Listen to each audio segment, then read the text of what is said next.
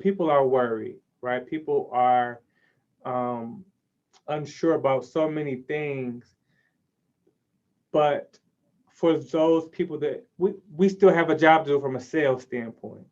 So it's like an interesting balance. And like you, a lot of my interactions are face to face. You know, you may be, going into a company's office to do a presentation or to meet. You may be doing lunch or something like that, having coffee with a prospective client.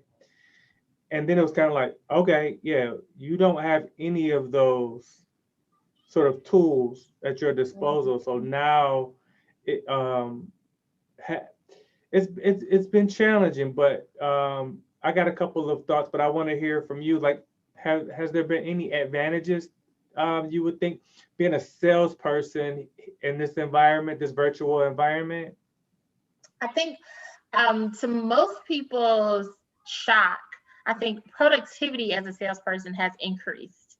I think that because as a salesperson, when you're in the field, you think about if you break down your day, you spend most of the time in the car. And so when you prepare for a meeting or prepare to go get coffee with a client or a prospective client, there's that drive time between point A and point B. And then there is the adjustment after the meeting. Let me get my thoughts together. Let me sit in my car. Let me do all these other things.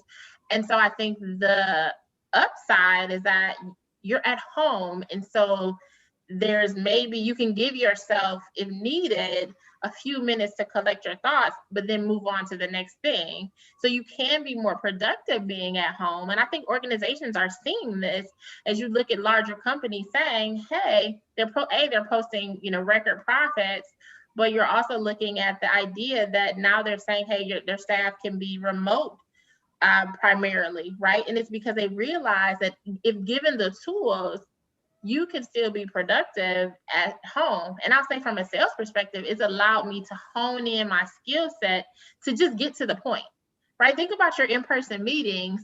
They can go on and on and on, right? Because you're vibing, you're building rapport, but then it also leaves room for distractions.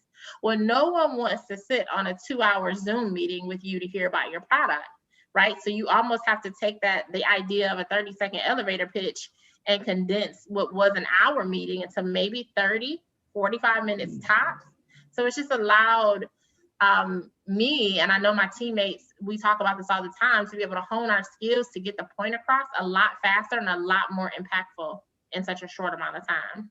Right, because you don't know how long you're gonna have somebody's like true attention, and there's distractions if you're in front of them, but now they could be checking email, right? I mean, I've been on. It's my toddler is running through here, right? And so the idea of like, I don't want to, have to be on an hour-long meeting because I know my toddler is going to hop in on this Zoom meeting. Yeah.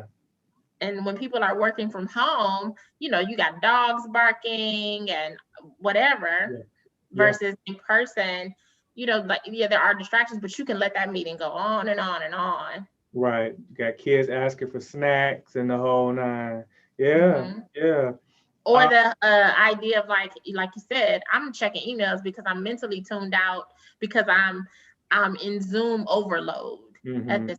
So I also don't want to be on your long Zoom meeting because I'm tired of being on Zoom at this point. Right. So let me go check my email as you're talking. I can easily disengage in front of someone on a meeting because I can turn my camera off and pretend that I'm listening, but I'm making a sandwich. Yeah. No, the Zoom fatigue is real. I do like the efficiency of the meetings, right? Being able to get in front of more people, even in a virtual world. That's been nice. Like you said, you have to definitely have your agenda and everything tightened up.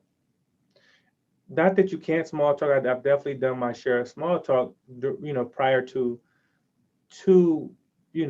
like meetings, but they don't go on as long. They don't go on as long.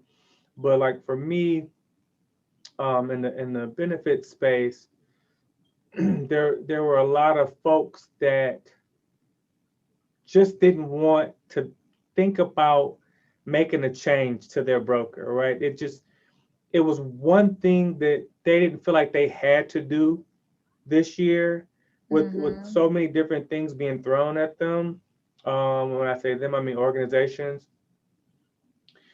There was one thing that they felt like if they didn't have to change, they were going to kind of wait.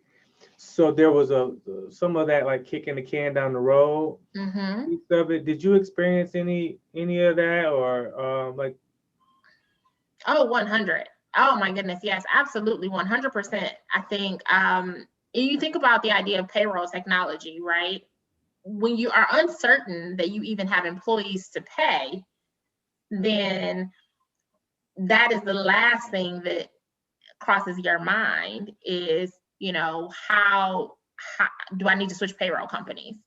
And so I think in the beginning, especially, you have people like, hey, I'm just trying to stay afloat as a business, and especially small businesses that I deal with. Now, larger companies have their own set of issues. And so, but when you're talking about a small business who day-to-day operation was impacted by the COVID closures from a government level, especially here in Michigan, they're not thinking about changing payroll companies because they can't keep their doors open because they literally have to stop operations.